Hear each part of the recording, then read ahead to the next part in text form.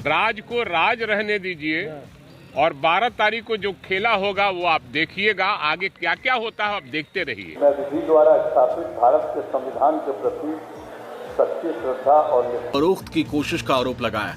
JDU के विधायक और नीतीश कैबिनेट के मंत्री श्रवण कुमार ने बड़ा खुलासा करते हुए कहा कि फ्लोर टेस्ट से पहले बड़ा खेल किया जा रहा है। कुछ लोग खरीद फरोख्त करने की भी तैयारी कर रहे हैं। हमारे नेताओं को खरीदने की कोशिश हो रही।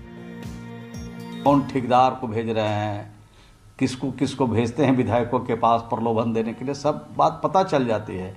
लेकिन हम लोग उस तरफ नहीं जाते हैं, इसलिए नहीं जाते हैं कि उसमें कोई दम नहीं है।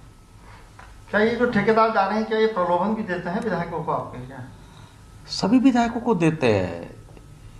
अगर लगाव आपसे है तो आप चले जाते हैं, वहीं पर बैठ के कुछ चर्चा करते हैं। सब बात की जानकारी विधायक हम लोग को देते रहते हैं।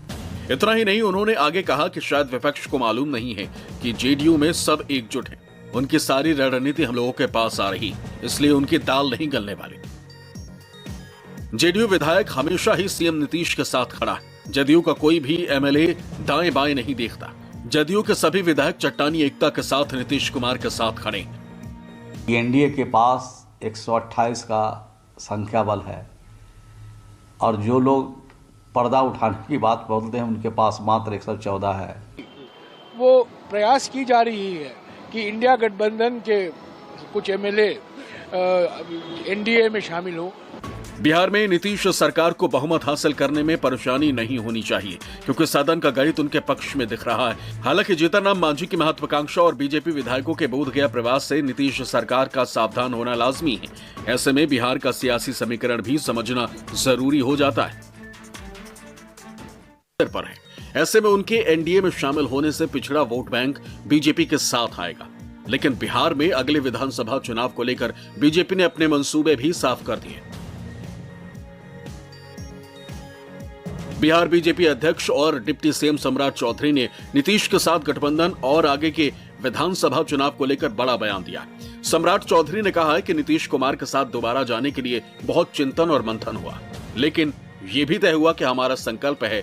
आज जेडीयू के साथ सरकार बनी है, लेकिन आगे बीजेपी की सरकार बनेगी। साथियों, ये हम लोगों के लिए बहुत चिंता करना पड़ा, बहुत सोचना भी पड़ा, लोगों को जूझना भी पड़ा।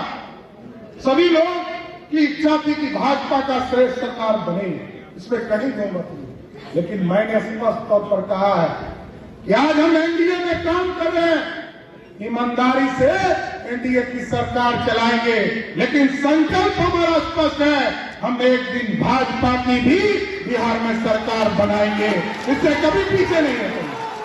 बिहार में जो ताजा सियासी हालात हैं, उससे साफ है कि कहीं न कहीं सभी दलों को अपने विधायकों के टूटने का डर सता रहा है। चाहे बीजेपी हो या जेडीयू, कांग्रेस हो या आरजेडी, सभी दलों के पास अपने अपने किले को बचाने की चुनौती है।